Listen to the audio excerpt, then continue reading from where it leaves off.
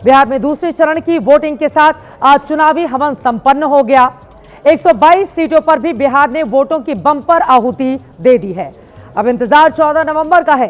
इस चुनावी यज्ञ के हवन कुंड से किसकी सरकार प्रकट होती है, सभी की निगाहें इस बात पर टिकी हुई हैं। एक बार फिर से आप सभी को बता दें कि हम महा एग्जिट पोल दिखाने जा रहे हैं।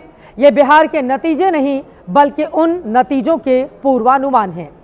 तो सबसे पहले पोल ऑफ पोल्स, जिसका निष्कर्ष यह है कि बिहार में फिर से एनडीए की बहार आने जा रही है। पीएम मोदी को बाहरी और सीएम नीतीश को बीमार बताने का दांव औंधे मुंह गिरता हुआ दिखाई देता है। तो महा एग्जिट पोल का निचोड़ यानी पोल ऑफ पोल्स ये है कि बिहार में फिर से एनडीए की सरकार बन रही है, वो भी ज्यादा सीटों और ज्यादा ताकत के साथ।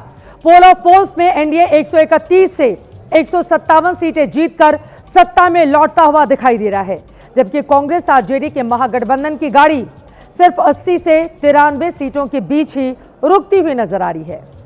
महागठबंधन के लिए पोल ऑफ पोल्स में बुरी खबर है। बुरी खबर बिहार चुनाव के थर्ड फैक्टर प्रशांत किशोर के लिए भी है, क्योंकि अन्य को 3 से 6 सीटें दी गई हैं। इसी अन्य में पीके की जनसुराज भी शामिल होती है। अब देखिए इस पोल ऑफ पोल्स का सार क्या है। तो उसका निचोड़ यह है, ब्रांड मोदी ब्रांड नीतीश बिहार में जमकर चला है। मोदी नीतीश की गारंटियों पर बम्पर वोट पड़े हैं। बिहार के विकास के लिए डबल इंजन को चुना गया है। तेजस्वी पर लालू का जंगल राज भारी पड़ गया। कांग्रेस महागठबंधन की कमजोर कड़ी निकली है। जिस तरह के आंकड़े सामने आए हैं, उधर पीके ओवैसी ने महागठबंधन का खेल ज्यादा बिगाड़ा है। आंकड़े एग्जिट पोल के यही बताते हैं। लेकिन फिर से जनहित के दर्शकों को बताते चले, ये महा एग्जिट पोल है, अंतिम नतीजे नहीं हैं। और एग्जिट पोल कई बार गलत भी साबित हुए हैं। इसीलिए अब बड़ा सवाल यह है कि 14 नवंबर को जब बिहार के रियल नतीजे आएंगे तो क्या वो बिल्कुल ऐसे ही होंगे, या फिर वो नतीजे एग्जिट पोल को पलटकर रख देंगे, जिसका दावा मौजूदा वक्त में किया जा रहा है महागठबंधन के तमाम साथियों की ओर से। और इसी पर चर्चा करने के लिए पूरा का पूरा आंकड़ा आपके सामने है।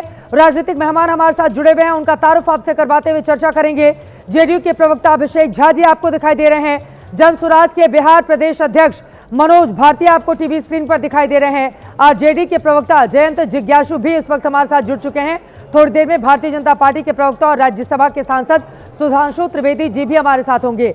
अभिषेक झा जी, आपसे शुरुआत करते हुए, अब एग्जिट पोल के आंकड़े देखकर पहले ही तो मिठाइयां बांटनी नहीं शुरू कर दिया आप लोगों ने, क्योंकि 11 में से 10 एग्जिट पोल ये बता रहे हैं कि प्रचंड बहुमत के साथ एनडीए की सरकार और नीतीश कुमार क्या 10वीं बार बनेंगे मुख्यमंत्री। कम से कम आंकड़ा इसी ओर इशारा कर रहा है। अभिषेक जी, हम तो अग्रिम बधाई और शुभकामना देना चाहते हैं बिहार के वासियों को, और हमें इस बात पर पूर्ण विश्वास शुरू से रहा है। चित्रा जी, आप तो पूरा बिहार घूमी इस बार, आपने बिहार की नब्ज को भी देखा, टटोला, जाना और समझा और परखा है। हमें लगता है कि एग्जिट पोल्स में जो आंकड़े दिखाए जा रहे हैं, जब एग्जैक्ट पोल्स सामने आ जाएंगे, एग्जैक्ट नतीजे सामने आ जाएंगे, तो ये आंकड़ा कहीं ज़्यादा होगा। क्योंकि हम जानते हैं कि MY कॉम्बिनेशन हमारे साथ बड़ी मजबूती से है।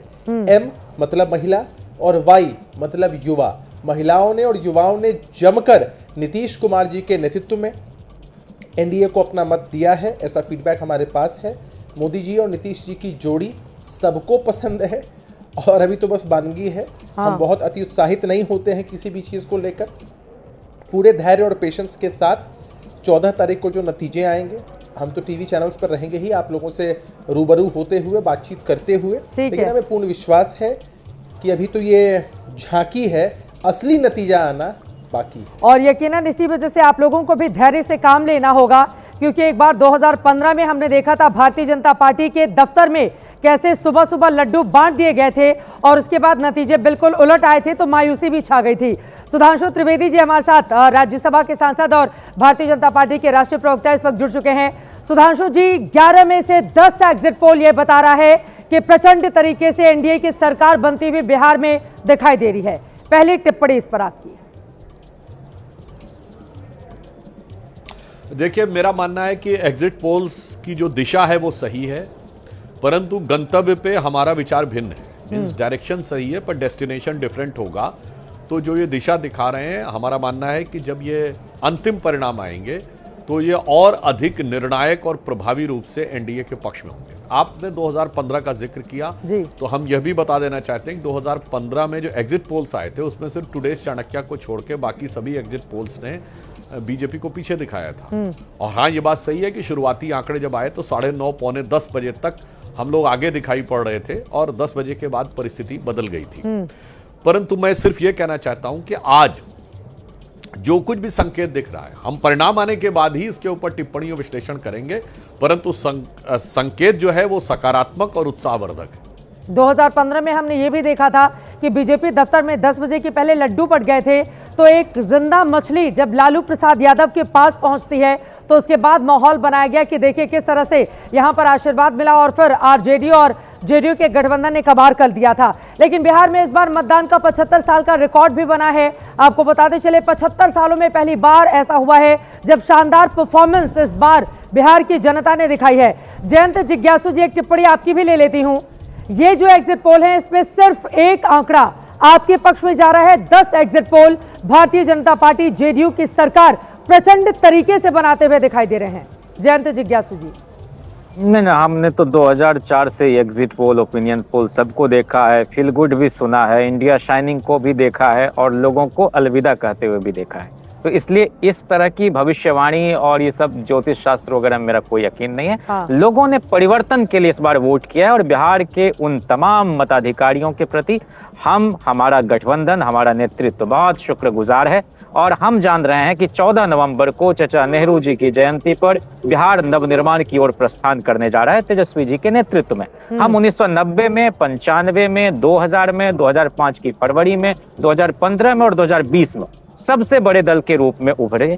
जनता का अपार समर्थन मिला हमको और इस बार सिर्फ बड़े दल के रूप में ही नहीं बल्कि हम सरकार बनाएंगे और निर्णायक जो जनादेश होगा वो हमारे पक्ष में होगा। लेकिन आपके चैनल के जरिए हम अपने सभी काउंटिंग एजेंट, अपने समर्थक, अपने शुभचिंतक को यह स्पष्ट संदेश देना चाहते हैं कि इन एग्जिट पोल के जरिए अफसरों पर एक मनोवैज्ञानिक दबाव बनाने का एक खेल रचा गया है। ये उनका कौशल है, उनका मेथड है, उसमें हम नहीं जाना चाहते, उनको हक है। लेकिन हम लोगों को विजिलेंट 2020 में भी हालांकि कई बार एग्जिट पोल के आंकड़े उलट हो जाते हैं।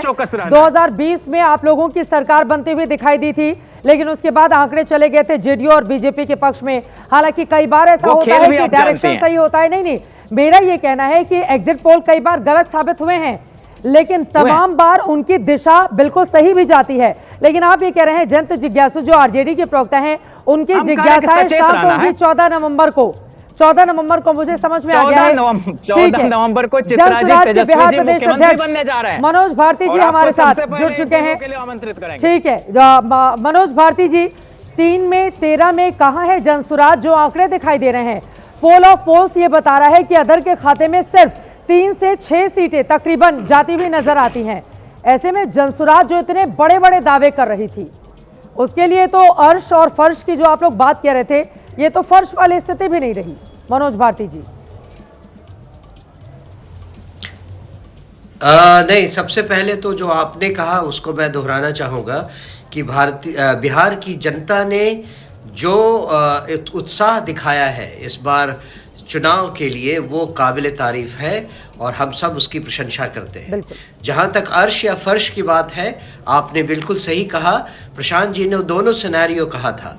हम बिहार में एक नई तरह की राजनीति बनाने आए हैं और आगे भी इसमें काम करते रहेंगे। बिहार की जनता को अगर वो बात अभी तक समझ में नहीं आई है तो हम फर्श पे हैं। लेकिन आप ध्यान देंगी कि जनसुराज ने जो कुछ भी कहा उसने इस चुनाव के एजेंडे को सेट कर दिया। हमने जो जो चीज़ कहना शुरू किया चुनाव के अंत तक आते आते, चाहे वो एनडीए हो चाहे महागठबंधन हो, हर किसी ने पलायन का मुद्दा चुना, हर किसी ने रोजगार सृजन का मुद्दा चुना, हर किसी ने शिक्षा का मुद्दा चुना। और ये सब पहली बार इन बड़ी पार्टियों के मुंह से सुनाई दे रहा है। तो ये हमारी एक बहुत बड़ी जीत है कि हमने इस चुनाव का एजेंडा सेट किया है। बाकी हम 14 तारीख को देखते हैं कि हमारे साइलेंट वोटर्स जो हैं उनका क्या असर रहा है और फाइनल नतीजे जो भी होंगे हम जनता का आशीर्वाद मानकर उसको स्वीकार करेंगे। ठीक है, फाइनल नतीजे क्या होते हैं 14 तारीख को ही ये पता चल पाएगा, लेकिन उसके ठीक पहले ये जो पोल ऑफ पोल्स हम आपको दिखा रहे हैं, इस पे आप देखिए प्रचंड तरीके से कैसे जनादेश यानी कि 2020 के मुकाबले इस बार अच्छा परफॉर्म करती हुई एनडीए दिखाई दे रही है। नीतीश कुमार की पार्टी जिससे 43 सीटें पिछली बार जीती थी, वो इस बार 55 से ज्यादा सीटें और कहीं कहीं तो उसको 67 सीटें भी देते हुए दिखाई दे रहे हैं पोल के नतीजे। तो अपने आप में जेडीयू के भी काफी उत्साहवर्धन वाली स्थिति बन गई है। सुधांशु जी, एक बार फिर से आपके पास आते हुए देखिए, जनसुराज कह रही है कि हमने जो एजेंडा तय किया उस पर आकर तमाम पार्टियों को चुनावी राजनीति में उतरना पड़ा है। दूसरी जगह जयंत जिज्ञासु कह रहे हैं कि 14 नवंबर को मुख्यमंत्री बनेंगे तेजस्वी यादव, और उन्होंने 18 नवंबर को डेट भी डिक्लेयर कर दी थी तेजस्वी जी ने कि हम उस दिन शपथ ग्रहण लेंगे, और वो उस पर भरोसा करने को नहीं है तैयार। सुधांशु जी, देखिए, जो मनोज भारती जी ने कहा, मैं उससे पूरी तरह मतभेद रखता हूं। वास्तविकता में जो एजेंडा नीतीश कुमार जी की सरकार ने पिछले 20 साल से तय किया था और मोदी जी के नेतृत्व में विगत 11 वर्षों से केंद्र में चल रहा है, उसी एजेंडा की तरफ सब लोग आगे बढ़े। और जो मनोज जी ने कहा कि इन चुनावों में बाकी दलों ने, तो मैं उन्हें याद दिलाना चाहता हूं, कांग्रेस ने कतई वो एजेंडा नहीं लिया जो आप कह रहे हैं। कांग्रेस ने एसआईआर यानी मतदाता सूची में गड़बड़ी के विषय को निकाल के पूरी यात्रा की। आपको उसमें कहां से अपना एजेंडा नजर आ रहा था, ये मेरे लिए विचार का, दर्शकों के लिए विचार का विषय है। जहां तक आरजेडी की बात है, तो चुनाव की घोषणा से पहले पटना में बहुत बड़ी रैली होती है जिसमें जाते हैं तेजस्वी जी। इमारते शरिया की रैली होती है जिसमें यह वाक्य बोला जाता है उसके एक आयोजक के द्वारा कि हमारे लिए शरिया पहले संविधान बाद में। अब पता नहीं इसमें आपको कहां से नजर आ रहा था कि आपका एजेंडा है। दूसरा मैं बताना चाहता हूं, एनडीए का एजेंडा साफ था, हम विकास और जनता के जन जन तक विकास की उस किरण को पहुंचाने का प्रयास कर रहे थे जो महिलाओं को दिया या नहीं चीज। दूसरा मैं याद दिलाना चाहता हूं, उसके बाद अगर देखें तो महागठबंधन ने जो अपने मुख्यमंत्री अनाउंस किए, उसके बाद जिस ढंग की खींचातानी हुई और फिर मुकेश सहनी जी को डिप्टी सीएम घोषित करना पड़ा। यानी समझिए, डिप्टी सीएम कौन बनेगा ये मुख्यमंत्री का विशेषाधिकार होता है, वो पहले ही हट गया और उसके पीछे सामाजिक समीकरण का आधार दिया गया। और एक चैनल को दिए गए इंटरव्यू में मुकेश सहनी जी ने इस आशय की बात भी कह दी कि उनका समाज जो है वो आरजेडी के समाज से अक्सर प्रताड़ित रहता है, तो इस कारण से वोट ट्रांसफर में समस्या आती है। अब इनमें मनोज भारती जी को अपना कहां नजर आ रहा है, मुझे लगता है उन्हें इस बारे में विचार करना चाहिए। बहुत साफ था, दो गठबंधनों के बीच में चुनाव था, एक नीतीश कुमार जी और मोदी जी के नेतृत्व का एनडीए जिसका ट्रैक रिकॉर्ड था कि उसने विकास किया है, कानून व्यवस्था को स्थापित किया है और जन जन तक, जिसे कहते हैं अंत्योदय के भाव को पहुंचाया है। दूसरी तरफ महागठबंधन था जो कि सत्ता के शॉर्टकट यानी जाति का विषय उठा लो, सांप्रदायिक विषय उठा लो, फिर एक समीकरण बिछा लो और उसके बाद दबंगों के माध्यम से सत्ता प्राप्त करने का प्रयास करो। मुझे लगता है इन दो विचारों के बीच में चुनाव था। ठीक है, आप ये कह रहे हैं कि बाकी किसी तीसरी पार्टी के लिए जगह नहीं थी, उसको ढूंढने की कोशिश कितनी भी की जाए। लेकिन जल्दी से दर्शकों को बताते हुए उसके बाद मेहमानों का दोबारा से रुख करेंगे। बिहार में इस बार मतदान का 75 साल का रिकॉर्ड बना है, लेकिन दो एग्जिट पोल ने इस बार बहुमत के रिकॉर्ड की भी भविष्यवाणी कर दी है। पोल डायरी का एग्जिट पोल देखें, जिसने 2/3 से भी बहुत ज्यादा बहुमत के साथ एनडीए के सत्ता में लौटने का दावा कर दिया है। 184 से 209 के बीच ये सीटें दे रहा है एनडीए को, यानी इनके मुताबिक एनडीए अपना 2010 का रिकॉर्ड तोड़ सकता है। कांग्रेस आरजेडी के महागठबंधन को पोल डायरी का एग्जिट पोल बहुत कम यानी सिर्फ 32 से 49 सीटों के बीच ही समेट दे रहा है। अन्य को इसके मुताबिक 1 से 5 सीटें मिलेंगी। ये पोल डायरी का हमने आंकड़ा आपके सामने रखा। 2/3 बहुमत से ज्यादा का आंकड़ा 2010 में अब तक का बेस्ट परफॉर्मेंस एनडीए का रहा, जब कुल 206 सीटें एनडीए ने जीत हासिल की थी। और इस बार आप देखिए पोल डायरी 209 तक पहुंचा रहा है। अब प्रजा पोल एनालिटिक्स का एग्जिट पोल दिखा देते हैं। ये दूसरा एग्जिट पोल है जो एनडीए को 2/3 से ज्यादा बहुमत दे रहा है। इसने भी एनडीए को 186 सीटों के साथ सत्ता में वापसी का अनुमान दिया है। महागठबंधन को यह एग्जिट पोल सिर्फ 50 सीटें जीतते हुए दिखा रहा है। अन्य में जनसुराज, एआईएमआईएम समेत जितनी भी पार्टियां हैं उन्हें इस एग्जिट पोल में सिर्फ 7 सीटें ही दी गई हैं। यानी कि दो एग्जिट पोल ये बता रहे हैं कि पिछले तमाम रिकॉर्ड ध्वस्त होंगे। पोल डायरी तो यहां तक कह रहा है कि 2010 का जो रिकॉर्ड था एनडीए का, वो भी इस बार ध्वस्त हो सकता है। एक बार फिर से सुधांशु जी आपके पास आते हुए और उसके बाद बाकी मेहमानों के पास जाएंगे। क्या आप लोग भी, क्योंकि 225 फिर से नीतीश ये वाला नारा बार बार आप लोगों की ओर से बुलंद किया गया था, जेडीयू की ओर से। बीजेपी तो थोड़ा बच रही थी नीतीश जी के नाम को सीधे तौर पर मुख्यमंत्री के तौर पर घोषित करने में, लेकिन 2010 का रिकॉर्ड क्या टूट सकता है? क्योंकि एक एग्जिट पोल आपके 10 वाले रिकॉर्ड से ज्यादा सीटें देता हुआ इस बार दिखाई दे रहा है। देखिए, हम पहली बात ये स्पष्ट कर दें कि जहां तक नीतीश कुमार जी के विषय की बात है, गृह मंत्री अमित शाह जी ने बहुत स्पष्ट कहा था और एक नहीं अनेक बार कहा कि न पीएम की वैकेंसी है न सीएम की वैकेंसी है, और नीतीश कुमार जी के नेतृत्व में चुनाव लड़ रहे हैं, कहीं कोई किंतु परंतु नहीं था। और 2010 की जहां तक बात है, मैं किसी भी प्रकार की बात को अभी नहीं कहना चाहता, जैसे जैन जी कह रहे थे, कोई भविष्यवाणी नहीं करना चाहता, परंतु मेरा मानना है कि यदि मतदान में रिकॉर्ड बनता हुआ दिखा है तो इस संभावना से इनकार नहीं किया जा सकता कि एग्जिट पोल जिस दिशा में संकेत दे रहे हैं उस दिशा में जो परिणाम आएगा वो भी हो सकता है रिकॉर्ड बनाता हुआ। अब परिणाम क्या रिकॉर्ड बनाएगा, ये बड़ा सवाल है। ब्रांड मोदी ब्रांड नीतीश चले हैं, मोदी नीतीश की गारंटियों पर बम्पर वोट पड़े हैं। पोल ऑफ पोल्स का अर्थ जो हम इस समय लगा रहे हैं वो यही बताता है। वो बड़ी बातें इस वक्त हम आपकी टीवी स्क्रीन पर आप देखिए और पढ़िए इसको। तेजस्वी पर लालू प्रसाद यादव का जंगलराज भारी पड़ गया है। तेजस्वी यादव ने हर परिवार को जो सरकारी नौकरी देने का वादा किया था एक सदस्य के लिए, वो धराशायी हो गया। यहां पर वो काम करता हुआ नजर नहीं आ रहा है। इन सब के बीच एक बड़ी खबर आ रही है, सीधे उसका रुख करेंगे। चुनाव आयोग ने बिहार चुनाव का आंकड़ा जारी किया है। पुरुषों की तुलना में 9% ज्यादा महिलाओं ने वोट डाले हैं। ये बड़ी खबर है, पुरुषों की तुलना में 9% ज्यादा महिलाओं ने वोट डाले हैं। बिहार चुनाव में कुल 66.91% वोटिंग हुई है। बिहार में कुल 71.6% महिलाओं ने अपने मताधिकार का इस्तेमाल किया है, जबकि 62.8% पुरुषों ने बिहार में मतदान किया है। यानी कि पुरुषों के मुकाबले महिलाओं का आंकड़ा कहीं ज्यादा है। बिहार चुनाव में कुल 66.91% वोटिंग हुई है। पुरुषों की तुलना में 9% ज्यादा महिलाओं ने वोट किया है। और महिलाओं का ज्यादा वोट करना 2005 से ही लगातार नीतीश कुमार के लिए एक गारंटी के तौर पर देखा जा रहा है। जयंत जिज्ञासु जी, इस सवाल के साथ आपके पास आते हुए, 2005 के बाद महिलाएं जब ज्यादा मतदान करती हैं या एक बड़ा वर्ग महिलाओं का वो सीधे नीतीश कुमार के नाम पर मोहर लगा देता है, और 14 के बाद उसे डबल इंजन की सरकार मिल गई तो फिर नरेंद्र मोदी और नीतीश कुमार के नाम पर महिलाएं मोहर लगा देती हैं, और अब तो 10,000 रुपए भी उनके खाते में गए थे। ये ज्यादा बढ़ा हुआ प्रतिशत, ये तो यही इंडिकेट कर रहा है कि एग्जिट पोल के आंकड़े सही हो सकते हैं। नहीं चित्रा जी, यह भी एक मिथ है।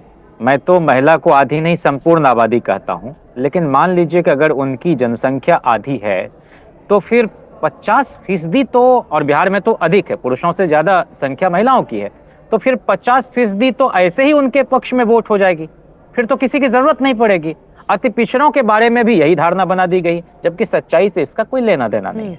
आप जान रही हैं कि इस बार महिलाओं ने यह सोचकर घर से निकलकर हमारे समर्थन में वोट किया है कि माइक्रो फाइनेंस कंपनियों ने उनका जीना मुहाल करके रखा था, और ये 10,000 भी जो है ये ऋण की शक्ल में, कर्ज की शक्ल में दिया गया। इसीलिए हमारे नेता ने कहा पहले की घोषणा को रिवाइज करते हुए कि 2500 रुपया प्रति महीना भी देंगे तो वो नाकाफी होगा, इसलिए 12 महीने का जोड़कर एक मुश्त 30,000 हम देंगे। इसका बहुत लोगों ने सकारात्मक ढंग से स्वीकार किया और हमारे पक्ष में उन्होंने वोट किया है, इसलिए हम तो आश्वस्त हैं। दूसरा कि सबसे ज्यादा महिलाओं को टिकट, चित्रा जी, 24 महिलाओं को हमारी पार्टी राष्ट्रीय जनता दल ने दिया। 2015 में भी 10 महिलाओं को टिकट दिया, 10 में 10 ने जीत दर्ज की। हमने 20 में 17 महिलाओं को टिकट दिया, ठीक है सबने जीत नहीं दर्ज की, लेकिन हम इस ट्रेंड को जारी रखेंगे। अति पिछड़ों में भी 24 टिकट सबसे ज्यादा, जनता दल यू ने 18 दिए थे 20 में, हमने 24 दिए। सभी जाति सामाजिक समूह का समर्थन हमको हासिल है। और प्रति परिवार जो आपने कहा कि एक सरकारी नौकरी का जो हमारा वायदा है, तो उस पर लोगों ने जम के मुहर लगाई है। पुरानी पेंशन स्कीम हम लागू करेंगे, इस पर एमएसपी देंगे किसानों को, और हम उनको बोनस भी देंगे गेहूं के ऊपर प्रति क्विंटल 400 और धान पर 300। इस आधार पर हमको समर्थन मिला है। और आपके शो का नाम जो जनहित है, तो जनहित में लोक कल्याणकारी राज्य की अवधारणा को मजबूत करने के लिए, सरकारी व्यवस्था को दूर करने के लिए लोग हमारी सरकार बनाने जा रहे हैं, और तेजस्वी जी बिहार का नवनिर्माण करने जा रहे हैं। 14 नवंबर नवंबर के पहले आप मानेंगे नहीं, ये बात समझ में आ गई है। बिल्कुल ठीक है साहब, आपकी जिज्ञासाएं 14 नवंबर को शाम तक ही शांत होगी, ये समझ में आ गया है। अभिषेक झा जी सीधे आपके पास आते हुए वो कह रहे हैं नीतीश कुमार के अभिषेक की तैयारी अभी ना कर दे। सुधांशु जी कुछ बोलना चाह रहे हैं अभिषेक जी, उसके बाद में फौरन आ रही हूं। सुधांशु स्पष्ट हो जाएगा। हाँ सुधांशु जी, मैं जैन जी को सिर्फ ये उनके ध्यान में लाना चाहता हूं कि आप कह रहे हैं कि आप ओल्ड पेंशन स्कीम लागू करेंगे। भाई साहब, ओल्ड पेंशन स्कीम खत्म कब हुई थी? तो लालू प्रसाद यादव जी के शासनकाल में खत्म हुई थी। अटल जी ने ही तो इस पर और हथौड़ा जब केंद्र चलाया में था। कांग्रेस थी उसने उसको इंप्लीमेंट किया था। नहीं कांग्रेस तो अब बात तो आएगी सुनिए तो ना हम भाई साहब, करेंगे ना। नहीं अटल जी के अपनी समय में बारी निर्णय में हुआ था। अपनी अपनी बारी में सुनिए, अटल जी के समय, अब यही मैं कहना चाहता हूं, यही सुनिए जयंत जी, यही पे जनता आप लोगों के दोहरे चरित्र को समझ जाती है। अटल जी के समय में सैद्धांतिक निर्णय हुआ था, वो जाके इंप्लीमेंट हुआ मनमोहन सिंह के सरकार में। 10 साल केंद्र में सरकार रही, कोई चू से मुंह नहीं बोला। अब अचानक यह बातें कहने का जो प्रयास है, जनता उसको भली भांति समझती है। इसीलिए जो राजनीति में विश्वसनीयता का संकट है, जो क्राइसिस ऑफ क्रेडिबिलिटी है, वो राजद और कांग्रेस जैसे दलों के कारण ही है, जो कहते कुछ है और करते कुछ है। और दूसरी तरफ प्रधानमंत्री श्री नरेंद्र मोदी जी और नीतीश कुमार जी के नेतृत्व में हम लोग विश्वसनीयता की प्रामाणिकता के प्रमाण हैं और ये लोग विश्वसनीयता के संकट के प्रमाण हैं। इसी कारण से इनके, और एक और मैं बात कह दूं, जो चित्रा जी, महिला वोटर को सबसे ज्यादा प्रभाव जानते हैं किस चीज से पड़ता है? Law and order. क्योंकि अगर कानून व्यवस्था खराब होती है तो उसकी सबसे बड़ी भुक्तभोगी महिला होती है, घर से बाहर कहीं भी निकल रही हो। और गरीब वर्ग की महिला ज्यादा परेशान होती है। जो थोड़ी संपन्न वर्ग की, वो तो मान लीजिए अपने वाहन से, अपने साधन से जा रही है, फिर भी नहीं। जो गरीब वर्ग की महिला अकेले जाती है कहीं किसी काम से, तो मुझे यह लगता है कि ये जो राजद के ऊपर लालू जी के शासनकाल की पुनः स्मृति आई है, इसने महिलाओं के मन में अधिक सजगता, अधिक जागरूकता उत्पन्न की होगी। जो कुछ दिया गया वो तो एक अलग बात है। हाँ। महिलाओं के विचार को समझिए, और जो नीतीश जी की सरकार ने और मोदी जी ने आने के बाद जो किया है वो डिलीवर करके दिखाया। और लॉ एंड ऑर्डर बहुत बड़ा मुद्दा है। उत्तर प्रदेश में भी आप देखिए, महिलाओं का वोट हमें ज्यादा मिला था लॉ एंड ऑर्डर की वजह से। ठीक है मनोज भारती जी, पहले आपकी टिप्पणी अभिषेक झा, उसके बाद में फौरन आपके पास आ रही हूँ। मनोज भारती जी, देखिए कानून व्यवस्था और महिलाओं का वोट 2005 का ये ट्रेंड बताता है कि वो एक पक्षीय वोट जाता रहा है नीतीश कुमार को, और इस बार 10,000 रुपए मिलने के बाद उस पर और ज्यादा मुहर लग गई है मनोज भारती जी। तो ये 9% अगर महिलाओं का वोट प्रतिशत बढ़ा है पुरुषों के मुकाबले, तो उसका सीधा लाभ मिल रहा है एनडीए को। इस बात पर आने के पहले मैं जरा सुधांशु जी को एक बात याद दिला दूं। 17 सालों से अगर आपका गठबंधन एनडीए के अंदर बिहार में राज करता आया है, 17 या 20 साल तो नीतीश बाबू के हैं, उसमें लगभग 3 साल आप नहीं थे उनके साथ। तो इन 17 सालों में बिहार के विकास का आपने कितना बड़ा मुद्दा उठाया कि लगातार 20 सालों से 2005 से ही अगर गिने तो बिहार पर कैपिटा इनकम में अभी भी देश का सबसे पिछड़ा राज्य है। क्या काम किया आपने? क्या काम किया एनडीए की सरकार ने? ये बिहार की जनता को तो जरा समझाइए। ये डोल देते देते 10,000 रुपए का जो लालच देकर आप लोग घूस दे रहे हैं जनता को, ये कहां का न्याय है? मेरी समझ में नहीं आ रहा है। जहां तक बिहार की जनता का सवाल है, उसको आपने गरीब रखा है, उसको आपने अशिक्षित रखा है इतने 17-20 सालों में, तो उसका आप फायदा उठा रहे हैं। हर चुनाव में आप उनको चुनाव के ठीक पहले कोई न कोई झुंझुना पकड़ा देते हैं और फिर सारे वाहवाही लूट लेते हैं। तो ये तो दोहरा चरित्र और चेहरा आप लोगों का बहुत पहले से बिहार में चला आ रहा है, जिसको प्रशांत किशोर जी ने और जनसुराज ने सामने लाने की कोशिश की। इस बार जनता नहीं समझी, पर कोई बात नहीं, हम काम करते रहेंगे। अभिषेक झा जी, आपने सुना जनसुराज का ये कहना है कि चुनाव के ठीक पहले कुछ ऐसा दांव आप लोगों की ओर से चल दिया जाता है जिसका आप तत्काल फायदा ले लेते हैं, लेकिन पर कैपिटा इनकम में, गरीब राज्यों की स्थिति में, तमाम दूसरे मुद्दों पर भी बिहार कितना पीछे खड़ा हुआ है ये किसी को बताने की जरूरत नहीं है। वो भी तब जब 20 सालों से तकरीबन 18.5 साल मुख्यमंत्री नीतीश कुमार रहे हैं। चित्रा जी, बिहार के लोगों ने इस एग्जिट पोल में साबित कर दिया है कि जनसुराज पार्टी बिहार की राजनीति में न 3 में है न 13 में। तो हमें लगता है कि इनको इतना नोटिस लेने की ज़रूरत हमें नहीं है। बहरहाल एक बहुत इंपॉर्टेंट बयान अभी आपके डिबेट शो में कोट किया गया है, मैं उसको स्ट्रांगली कंडेम करता हूं। राष्ट्रीय जनता दल के प्रवक्ता ने फिर एक बार साफ झूठ बोला कि महिलाओं को जो 10,000 रुपये की राशि सरकार की तरफ से प्रोत्साहन के रूप में दी गई है ताकि वो स्वरोजगार कर सके, उसको वापस लिया जाएगा। हमारे राष्ट्रीय कार्यकारी अध्यक्ष संजय झा जी ने भी कई बार इस बात को क्लियर किया है आप लोगों के माध्यम से और सार्वजनिक मंचों पर भी। तो सोचिए कि राष्ट्रीय चैनल पर बैठकर आपके प्राइम शो में किस तरह से ये भ्रामक और झूठ बातें बोलते हैं। शायद यही वजह है कि इस बार महिलाओं ने जमकर वोट किया है। अब तो इलेक्शन कमीशन ने डाटा भी रिलीज कर दिया, महिलाओं ने जमकर वोट दिया है और हमारे MY समीकरण को और मजबूत किया है महिलाओं ने और युवाओं ने। और हमें लगता है कि महिलाओं ने राजनीतिक रूप से फेयरवेल देने का ठान लिया है राष्ट्रीय जनता दल को और वो करके रहेंगी। इसीलिए इस तरह की झूठी और बेबुनियाद बातें ये नहीं बोले तो अच्छा है। इन्हीं झूठों के कारण जनता इनको रिजेक्ट करती रही है, आगे भी बहुत बुरी तरीके से रिजेक्ट करेगी। तो नसीहत की कोई जरूरत नहीं है हमको, सबको मालूम है। और सिर्फ 10,000 रुपए से आप महिलाओं के लिए जो नीतीश जी ने किया उसको नहीं आंक सकती हैं। सशक्तिकरण की दिशा में क्या नहीं किया नीतीश जी ने। 50% स्थानीय निकाय के चुनावों में आरक्षण दिया, 33% सरकारी नौकरियों में, 35% और 33% का आरक्षण दिया इंजीनियरिंग और मेडिकल कॉलेजेस में एडमिशन के लिए। डोमिसाइल नीति तक लागू कर दिया। आज आप बिहार में आकर घूम रही थी चित्रा जी, हर थाने में हर जगह पर अत्याधुनिक हथियारों के साथ पुलिस बल में तैनात हमारी बेटियां, हमारी बहनें आपको दिखी होंगी। इसीलिए ये राष्ट्रीय जनता दल के लोग, ये जंगल राज वाले लोग ये सोचते होंगे कि इस तरह की भ्रामक बातें कर देंगे और महिलाओं का रुझान नीतीश कुमार जी की तरफ नहीं होगा। तो ऐसा नहीं है। सिर्फ 10,000 रुपए नहीं, 2 लाख रुपए तक की राशि दी जाएगी स्थिति का अवलोकन करके, ताकि हमारी माताएं, हमारी बहनें स्वरोजगार की दिशा में आगे बढ़ सकें। 2 लाख रुपए स्थिति का आकलन करने के बाद दी जाएंगी। 10,000 रुपए महिलाओं के जिनके खाते में डाला गया है। और उसके बाद से जयंत जिज्ञासु जी उन्होंने टिप्पणी की, ये जो 10,000 रुपए को लेकर आप भ्रम फैला रहे हैं ये तो दे दिया गया ना, ये वापस नहीं लिया जाएगा। जयंत जिज्ञासु चित्रा जी वो तो उन्होंने बोल लिया। अरे भाई वो आपने बोल लिया ना अभिषेक जी, अब नहीं अब मुझे बोलने दीजिए। चित्रा जी आप नहीं माफी हम आपकी तरह माफी वीर नहीं है, गोड से जिंदाबाद का नारा लगाने वाले लोग नहीं। पहले आप शांत रहिए ना, हमको बोलने दीजिए, उसके बाद आप बोलिएगा। मैं चित्रा जी अरे भाई आप देवेश चंद्र ठाकुर के ही आदमी हो ना।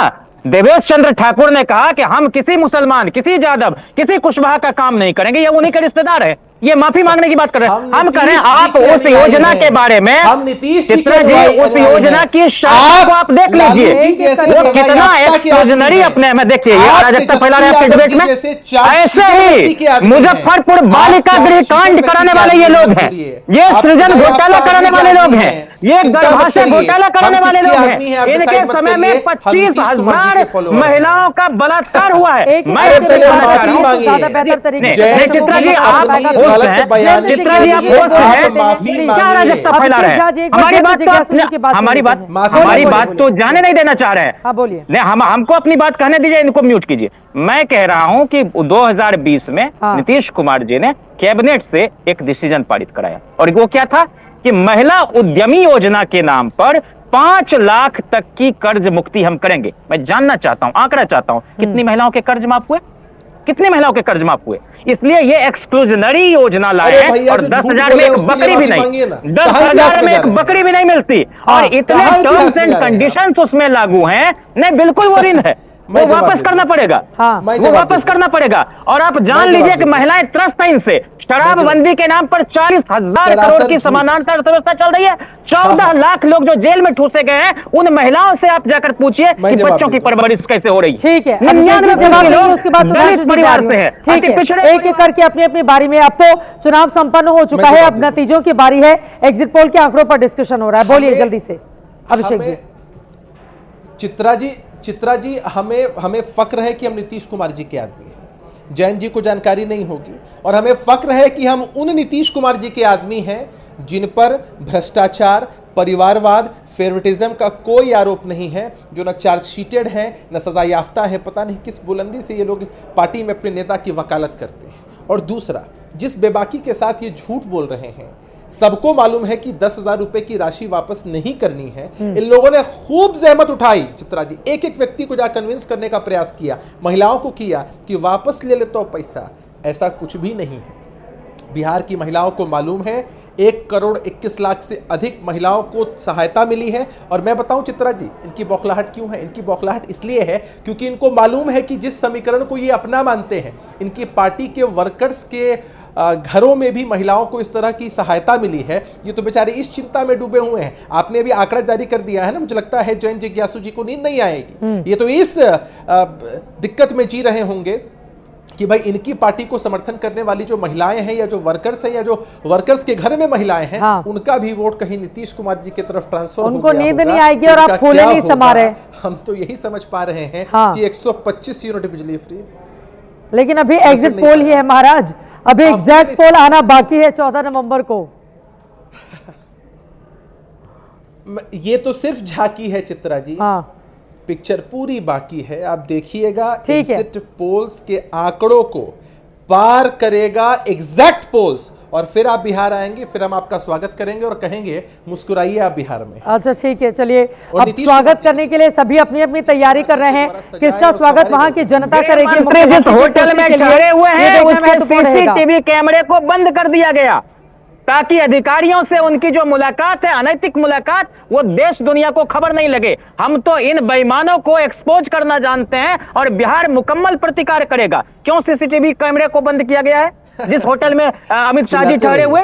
कौन सी बेईमानी, कौन सी बेईमानी इनके मन में है? सीसीटीवी कैमरा नहीं है, आपके रिश्तेदार देवेश चंद्र जानकारी दी है आपको, और होटल का सीसीटीवी कैमरा इसका राजनीतिक दलों से क्या लेना देना है? जयंत जिज्ञासु जी, आप बेखबर हैं। ये तो बहुत गड़बड़ करेंगे आप लोग की किसी प्राइवेट होटल का सीसीटीवी कैमरा ढूंढ रहे हैं कि कौन किससे मिलने जा रहा है। कर्तव्य परायण अधिकारी हैं, हाँ। जिन्होंने नेता प्रतिपक्ष को स्क्रीनशॉट भेजा है, तो होटल के लिए भी मुश्किलें आप खड़ी कर देंगे। जल्दी से एक क्लोजिंग कमेंट। इसका मतलब आप जान रहे हैं होटल वाले को धमकाएंगे। Sudhanshu Trivedi ji closing comment. ठीक है सुधांशु जी। देखिए, एक बात मैं दोनों बातों की बात कह दूं। एक दौर था बिहार की महिलाएं जब अपनी जान और सम्मान की रक्षा के लिए परेशान होती थी, आज वो बिहार पुलिस की शान है। बिहार संभवतः सर्वाधिक महिला प्रतिनिधित्व वाले पुलिस का राज्य है, जिसमें सबसे ज्यादा महिलाओं का प्रतिनिधित्व है। दूसरी बात, जैन जिज्ञासु जी ने जो कही सीसीटीवी की बात, तो चित्रा जी, जब से सीसीटीवी आ गया है तब से कभी राजद को बहुमत नहीं मिला है, कांग्रेस को भी बहुमत नहीं मिला है। जब से वोटर आईडी कार्ड आए हैं तब से भी कांग्रेस का बहुमत खत्म। सीसीटीवी आ गया, बहुमत खत्म। मत पेटियां लुटना बंद हो गई, बहुमत खत्म। जब कब्जा होना बंद हो गया, बूथ कैप्चरिंग, बहुमत खत्म। चुनावी हिंसा खत्म हो गई, वरना बिहार में कोई चुनाव ऐसा नहीं होता था जिस पोलिंग वाले दिन अनेक जगह गोलियां चलने की, कट्टे चलने की, बम चलने की घटनाएं ना आती हो, कुछ एक लोग मारे न जाते हो और कई दर्जन लोग घायल ना होते हो। जब से वो हुआ है तब से सब कुछ खत्म। और आगे मैं बोल दूं, जब से जुडिशरी ज्यादा इंडिपेंडेंट हुई, मीडिया ज्यादा इंडिपेंडेंट हुआ, तब से इनका बहुमत का खेल खत्म हो गया। इसलिए जो जैन जी कह रहे हैं वो बिहार में प्रतिकार करेगा नहीं, कर चुका है। अब बिहार प्रतिकार में कभी प्रतिगामी नहीं हो सकता। अब वो 21वीं सदी के इस अमृत काल से वो आपके 1990 के 20वीं सदी के अंधकार में नहीं जा सकता। और एक बात मैं अंत में और कह दूं राजद के प्रवक्ता से, ये मैं इनसे नहीं कह रहा हूं, सारे राजद पर, अरे लालू प्रसाद यादव जी ने जो वोट बैंक बनाया अपने दम पे, कब सत्ता में आए? 1990 में वो विश्वनाथ प्रताप सिंह जी के नेतृत्व में चुनाव लड़े, लालू जी प्रोजेक्टेड नहीं थे, भाजपा जदयू साथ में थे, तब उनको बहुमत मिला। 1995 में कांग्रेस के साथ मिलकर चुनाव लड़े, 1999 में राबड़ी देवी जी थी, उसके बाद वो थे नहीं, उसके बाद कभी उनको बहुमत मिला ही नहीं। तो ये जो मुगालता है कि उनके साथ समर्थन था, तो एक ही बार अगर माने तो 1999 में एक बार जरूर, भले ही राबड़ी देवी जी सत्ता में आई है पर उनका परिवार सत्ता में आया है। 35 साल में एक बार के अलावा, यानी 5 साल के अलावा कभी वो सत्ता में नहीं आ पाए। हाँ। फिर भी पता नहीं वो लोग किस मुगालते में रहते हैं। खैर, इस विषय में मेरा मानना है हमें अंतिम परिणाम की प्रतीक्षा करनी चाहिए और हम आशान्वित हैं कि परिणाम और अधिक शानदार होंगे। लेकिन बीते 3 दशक में हमने ये भी देखा है, बड़ी बड़ी राष्ट्रीय पार्टियां अकेले चुनाव में जाने का साहस नहीं दिखा पाती है। वक्त कितने की इजाजत देता है। तमाम मेहमानों का बहुत धन्यवाद हमारे साथ चर्चा का हिस्सा बनने के लिए। अब एनडीए गठबंधन या फिर महागठबंधन, कौन बनाएगा सरकार? एग्जिट पोल के आंकड़े बताते हैं 11 में से 10 एग्जिट पोल बता रहे हैं कि प्रचंड तरीके से एक बार फिर से एनडीए वापसी कर रही है, अपनी सरकार बनाएगी, नीतीश कुमार बनेंगे मुख्यमंत्री। 2020 के मुकाबले उनकी पार्टी काफी अच्छा इस बार करती हुई नजर आ रही है। हर एक खबर जानकारी आप तक पहुंचाते रहेंगे। 14 नवंबर को सबसे तेज नतीजे आप देखने वाले हैं एबीपी न्यूज पर हमारे साथ।